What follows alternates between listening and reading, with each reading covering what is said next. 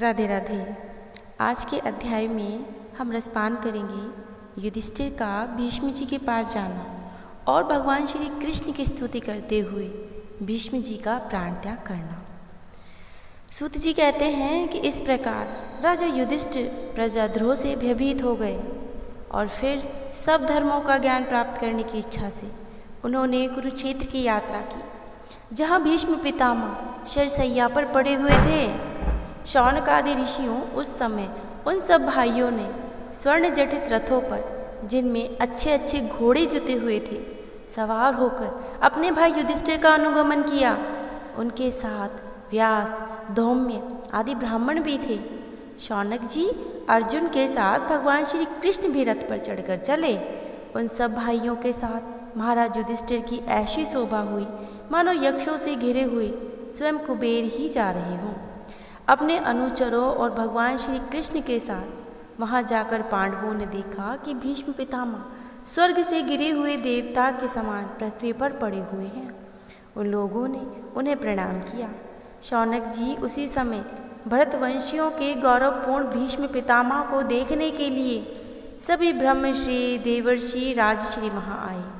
पर्वत, नारद, सौम्य, भगवान व्यास, बृहदश्व, भारद्वाज, शिष्यों के साथ परशुराम, वशिष्ठ, इंद्र, प्रमथ, तित्र, असीद, कक्षिवान, गौतम, सुदर्शन, सुखदेव आदि शुद्ध हृदय महामात्मागण तथा शिष्यों के सहित कश्यप, अंगिरा पुत्र बृहस्पति आदि मुनिगण भी वहाँ पधारे। भीष्म पितामह धर्म को और देश काल को, विभाग को, कहाँ कहाँ किस किस समय क्या करना चाहिए, इस बात को जानते थे। उन्होंने उन बड़भागी ऋषियों को सम्मिलित हुआ देखकर उनका यशोगान किया, सत्कार किया।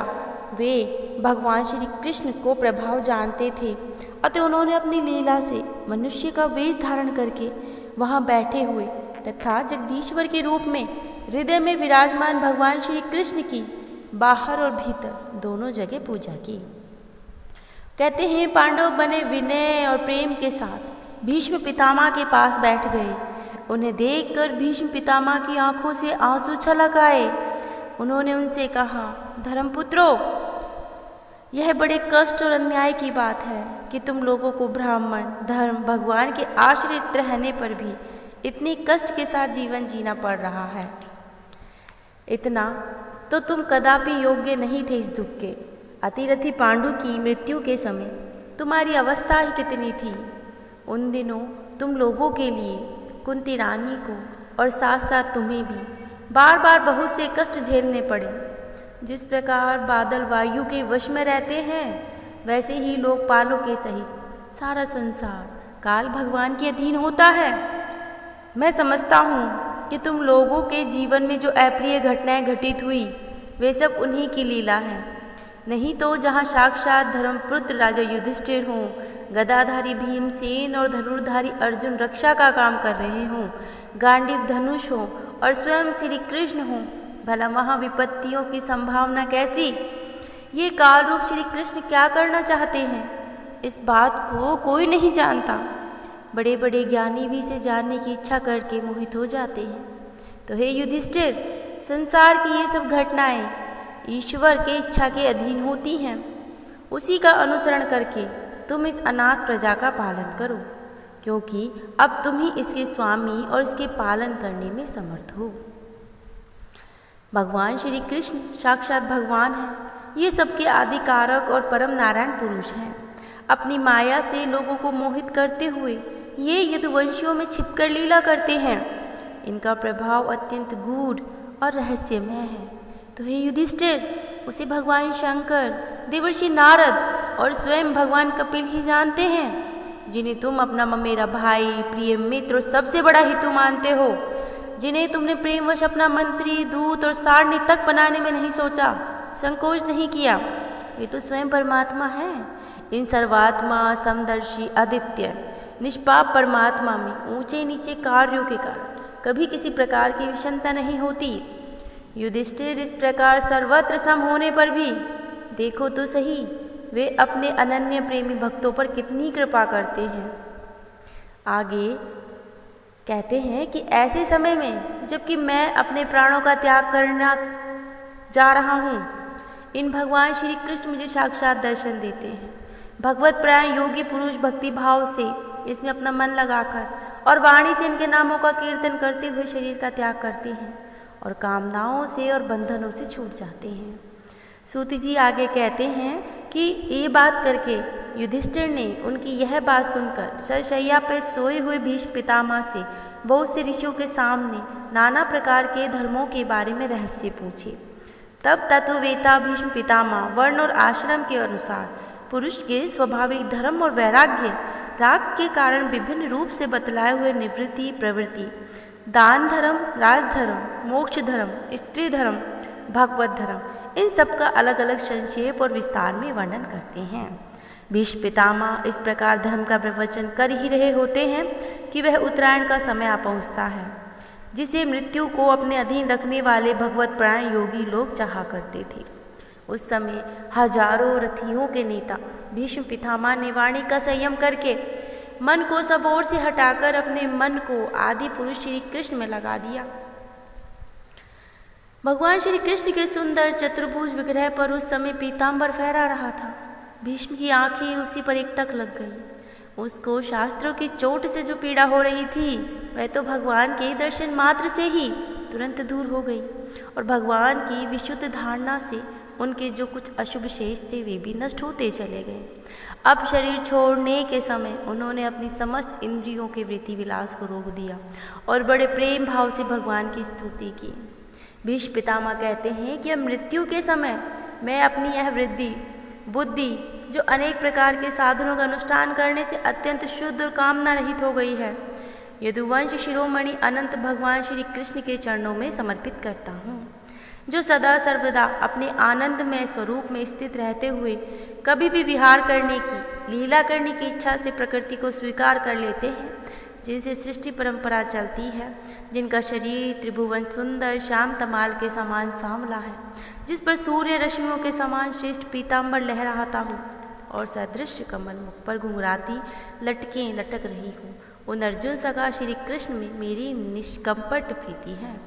मुझे युद्ध में समय की यह विलक्षण छवि याद आती है कि उनके मुख पर लहराते हुए घुंघराले बाल घोड़ों की टाप सी धूल से मटमैले हो गए थे और पसीने की छोटी छोटी बूंदों से शोभायमान हो रहे थे। मैं अपने तीखे बाणों से उनकी त्वचा को बींध रहा था। उन सुंदर कवच मंडित भगवान श्री कृष्ण प्रति मेरा शरीर अंतःकरण आत्मा समर्पित हो जाए।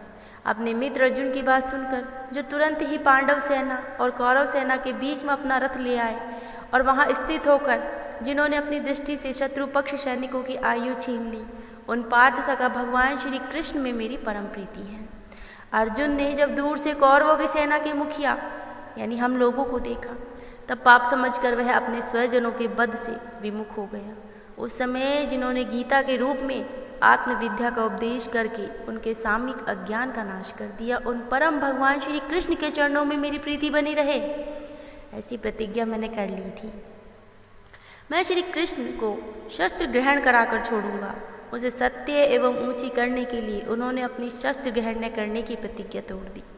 उस समय वे रथ से नीचे कूद पड़े और सिंह जैसे हाथी को मारने के लिए उस पर टूट पड़ता है, वैसे ही रथ का पहिया लेकर मुझ पर झपट पड़े। उस समय वे इतने वेग से दौड़े कि उनके कंधे का दुपट्टा गिर गया। पृथ्वी थरथराकर कांपने लगी। मुझ आतताई के तीखे वाण मार मार कर उनके शरीर का कवच तोड़ डाला था, जिससे सारा शरीर लहूलुहान हो रहा था।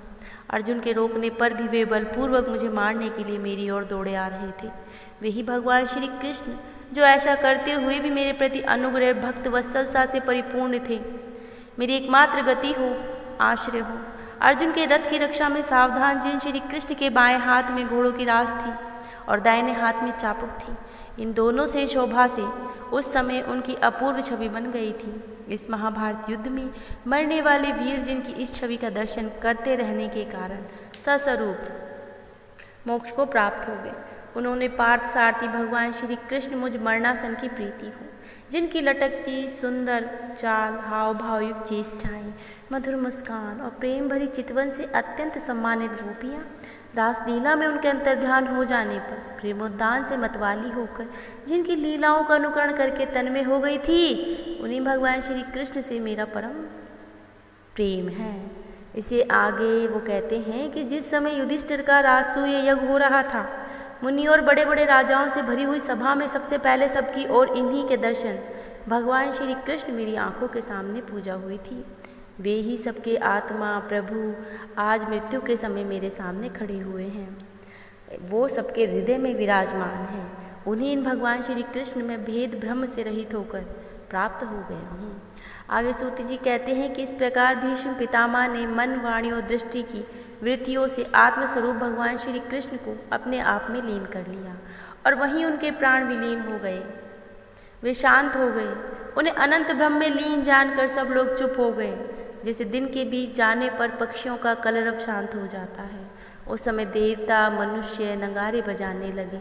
साधु स्वभाव के राजा उनकी प्रशंसा करने लगे। आकाश से पुष्प वर्षा होने लगी। शौनक जी, युधिष्ठिर उनके मृत शरीर की अंत्येष्टि क्रिया कराई और कुछ समय के लिए शोकमग्न हो गए। उस समय मुनियों ने बड़े आनंद से भगवान श्री कृष्ण की उनकी रहस्यमय नाम लेकर स्तुति की। इसके पश्चात उनके हृदय में श्री कृष्ण बनाकर वे अपने अपने आश्रम में लौट गए। तदंतर भगवान श्री कृष्ण के साथ युधिष्ठिर हस्तिनापुर चले गए और उन्होंने वहां अपने चाचा धृतराष्ट्र और तपस्विनी गांधारी को ढांढस बंधाया। फिर धृतराष्ट्र की आज्ञा और भगवान श्री कृष्ण की अनुमति से समर्थ राजा युधिष्ठिर अपने परम वंश परंपरा को साम्राज्य का धर्मपूर्वक शासन करने लगे। कल के अध्याय में हम रसपान करेंगे श्री कृष्ण के द्वारिका गमन का, जिसमें शौनक जी और सूत जी श्री कृष्ण के द्वारिका गमन का वृतांत का वर्णन कर रहे हैं। आप सभी को ये अध्याय अच्छे लग रहे होंगे, आप सभी इनका रसपान कर रहे होंगे। श्री कृष्ण भगवान आप सबके सारे मनोरथ पूर्ण करे और आप सभी को स्वस्थ रखे। राधे राधे।